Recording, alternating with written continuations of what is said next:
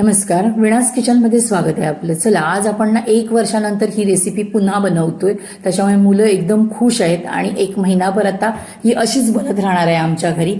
तर मी इथे बघा एक पातेलं घेतलं, त्याच्यात थोडंसं थंड पाणी टाकलं आणि त्यानंतर अर्धा लिटर दूध ओतलंय. कधी पण पातेलं गरम करतो ना त्यावेळेस थोडं थंड पाणी त्याच्यात टाकायचं, नाही तर शक्यतो दूध ना असं करपण्याची शक्यता असते, म्हणून थोडं पाणी टाकून घ्यायचं. आता हे दूध चांगलं उकळलंय बारीक गॅसवर. आपण याच्यातलं 2 पळ्या दूध एका वाटीत काढून थंड करत ठेवले. राहिलेल्या दुधामध्ये आपण इथे मिल्क पावडर टाकतोय बघा आणि व्यवस्थित हे दूध ढवळून घेतोय.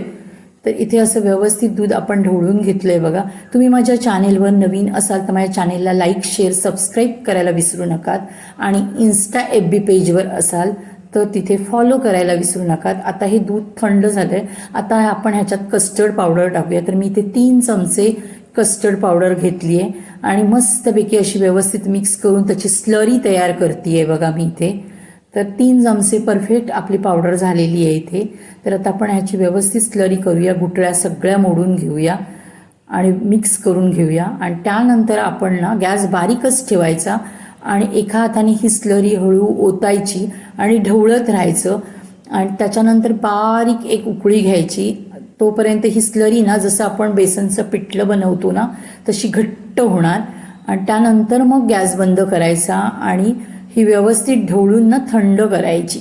तर इथे बघा आता आपण पुढचे हे टाकतोय आपण प्रोडक्ट्स ह्याच्यात. तर इथे बघा आपण केशर टाकलंय.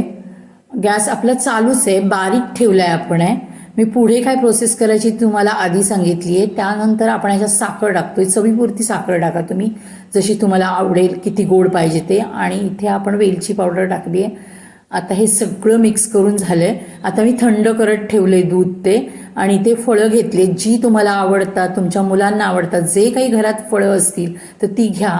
तर इथे मी एक भांडं घेतले, फळं सगळी कट करून घेतली आहेत बघा. सफरचंद, केळं, द्राक्ष, डाळिंब अशी फळं माझ्या घरात होती ती मी टाकली आहे त्याच्यात.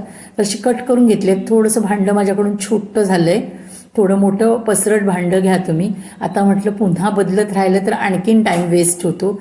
तर इथे सगळी फळं मी अशी कस्टर्डमध्ये टाकून घेते बघा.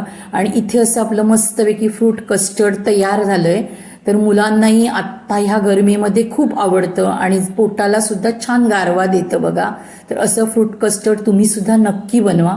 तर इथे आपण डाळिंबाचे दाणे सुद्धा टाकलेत. व्यवस्थित हे कस्टर्ड आपण मिक्स करून घेतलंय बघा. तर असं फ्रूट कस्टर्ड तयार करा. काय मुलांनी शिल्लक सुद्धा जरा ठेवलं नाही. अगदी संध्याकाळच्या आधीच हे आमच्या घरी संपलंय. तर असं फ्रूट कस्टर्ड तुम्ही नक्की तयार करा. धन्यवाद.